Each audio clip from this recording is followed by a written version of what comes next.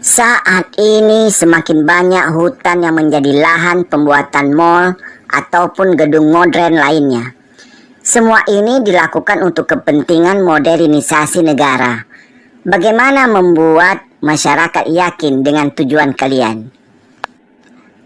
Silahkan dari tim pembangunan gedung untuk berbicara, baru setelah itu dilanjutkan oleh tim peduli lingkungan. Negara Indonesia merupakan negara berkembang, yang dimana jika tidak mengikuti perkembangan zaman, tentu saja akan membuat Indonesia semakin tertinggal.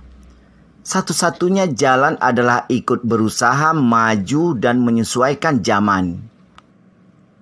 Namun tidak berarti kehidupan manusia di masa yang akan datang tidak dipikirkan.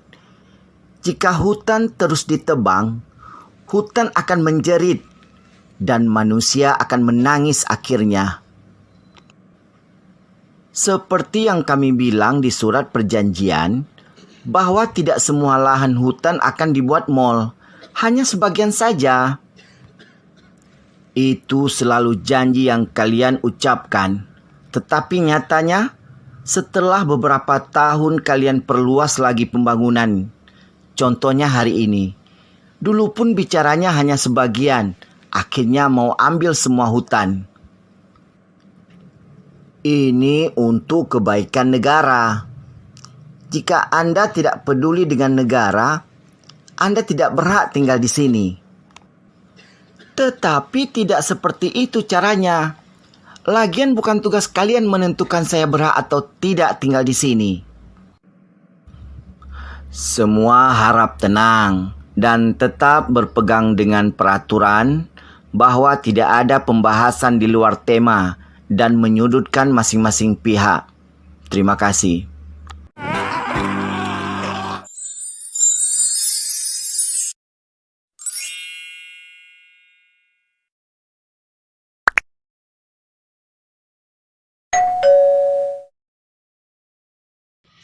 Assalamualaikum warahmatullahi wabarakatuh. Semangat pagi. Berjumpa lagi dengan saya, Ibu Lia Rizky, dalam mata pelajaran Bahasa Indonesia kelas 10 untuk SMA, MA, atau SMK. Nah, selanjutnya, apa itu teks debat atau apa yang dimaksud dengan teks debat atau apa yang kalian ketahui tentang teks debat itu? Silakan tulis di bawah kolom komentar ini. Pertemuan kali ini kita akan belajar bersama mengenai pengertian, struktur, dan ciri-ciri dari teks debat. Silakan disimak video ini sampai selesai ya. Yang pertama, kita akan membahas tentang pengertian. Pengertian dari teks debat adalah kegiatan adu argumentasi antara dua pihak untuk mendiskusikan dan memutuskan masalah. Aktivitas debat sering kita temukan dalam kehidupan sehari-hari, baik itu di perlombaan sekolah, acara formal, maupun di televisi. Bahkan, acara debat juga sering terjadi menjelang pemilu. Lantas, apa yang dimaksud dengan debat? Berikut penjelasan secara rinci. Menurut Kamus Besar Bahasa Indonesia atau KBBI, debat adalah pembahasan dan pertukaran pendapat mengenai suatu hal dengan saling memberi alasan untuk mempertahankan pendapat masing-masing.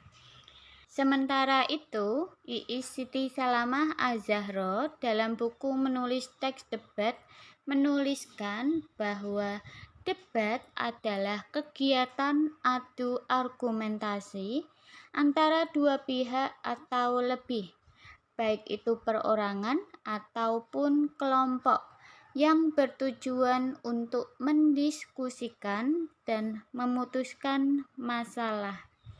Selanjutnya, secara umum, teks debat berkaitan erat dengan teks argumentasi.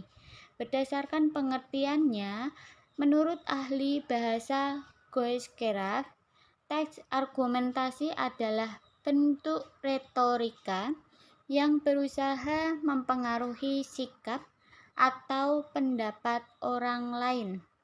Teks argumentasi juga mampu membuat orang percaya terhadap sesuatu serta bertindak sesuai apa yang diinginkan penulis atau pembicara.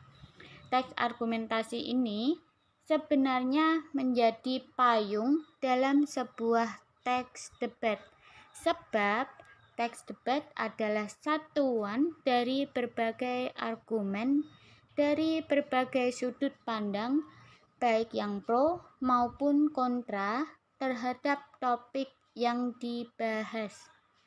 Selanjutnya, kita akan membahas struktur teks debat. Struktur teks debat itu ada 4.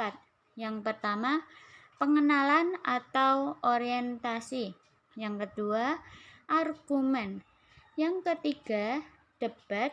Dan yang keempat, simpulan. Nah, saya akan memaparkan satu persatu struktur teks debat.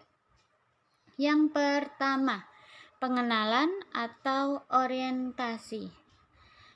Orientasi adalah pengenalan isu atau topik yang diperdebatkan dan pengenalan tim-tim, baik itu tim afirmasi, oposisi, dan netral.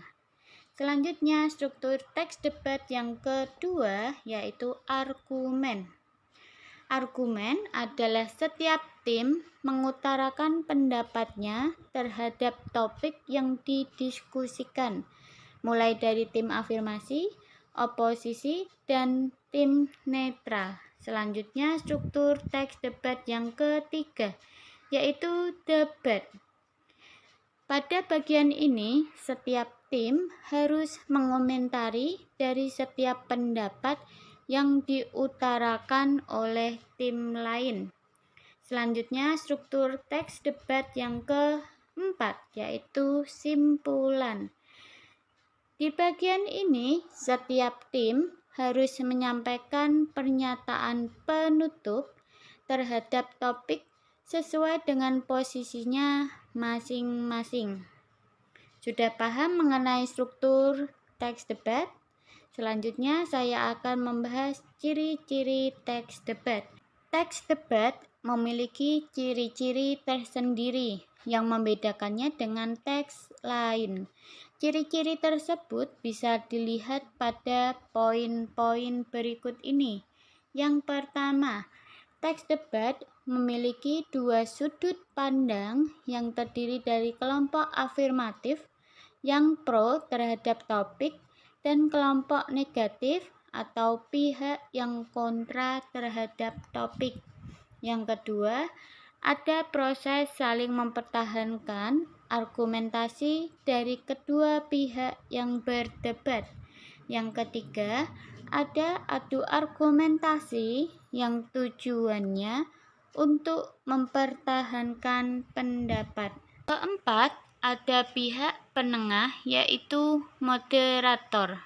Dan yang kelima, ada sesi tanya jawab tetapi bersifat terbatas yang tujuannya menjatuhkan lawan debat. Sudah paham mengenai pengertian, struktur, dan ciri-ciri teks debat itu? Jangan lupa klik like, share, dan komen di bawah video ini. Kemudian, klik tombol subscribe yang ada di pojok sebelah kanan bawah yang berwarna merah. Demikian materi pengertian, struktur, dan ciri-ciri teks debat. Semoga materi singkat ini dapat dipahami oleh kita bersama. Dan semoga bermanfaat untuk saya dan kalian. Sampai jumpa di video selanjutnya. Terima kasih. Wassalamualaikum warahmatullahi wabarakatuh.